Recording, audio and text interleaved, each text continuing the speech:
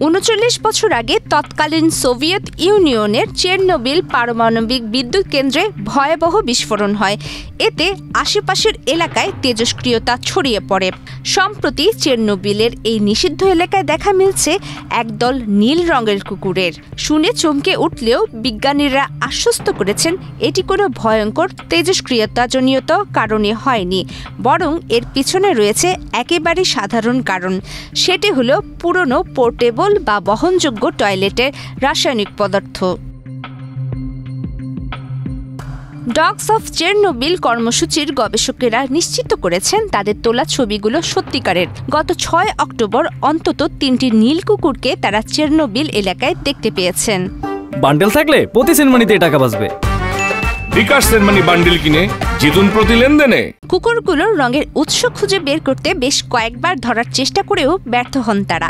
পরে দেখা যায় কুকুরগুলো কাছের একটি পুরনো পোর্টেবল টয়লেটের আশেপাশে ঘোরাফেরা করছে। কর্মসূচির veterinary medical director doctor Jennifer বেটেজ বলেন, আমাদের ধারণা ওরা এমন এক পদার্থে গড়াগড়ি দিয়েছে যা ওই ভাঙা পোর্টেবল টয়লেটের ভেতর থেকে ফুটো হয়ে বেরিয়েছে। আমরা কোনোভাবেই বলছি না যে এর সঙ্গে তেজস্ক্রিয়তার কোনো সম্পর্ক আছে। অর্থাৎ কুকুরগুলো সম্ভবত টয়লেটের উজ্জ্বল নীল রাসায়নিক তরলে গড়াগড়ি খেয়েছে। তবে এতে তেমন কোনো শারীরিক ক্ষতি হওয়ার আশঙ্কা নেই বলেই মনে করছেন গবেষকেরা। ২০২১ সালে রাশিয়ার ধরজেন্সকি শহরেও এমন ঘটনা ঘটেছিল।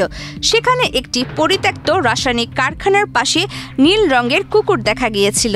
ধারণা করা হয় কুকুরগুলো কপার সালফেট নামের হালকা নীল রাসায়নিকের সংস্পর্শে এসেছিল। ১৯৮৬ সালের চেরনোবিলে ভয়াবহ পারমাণবিক দুর্ঘটনার পর আশপাশের প্রায় ১,২০,০০০ মানুষকে এলাকা ছাড়তে হয়। সঙ্গে অনেক পোষা প্রাণীকেও ফেলে যেতে হয়েছিল। তাদের বংশধররাই এখন চেরনোবিলের সেই পরিত্যক্ত অঞ্চলে টিকে আছে। চেরনোবিল অঞ্চলে শুধু কুকুর নয়, বন্যপ্রাণীর সংখ্যাও বেড়েছে। এখানে এখন লাল শিয়ার, বুনো শূকর, পাখি, এমনকি নেকড়েও রয়েছে।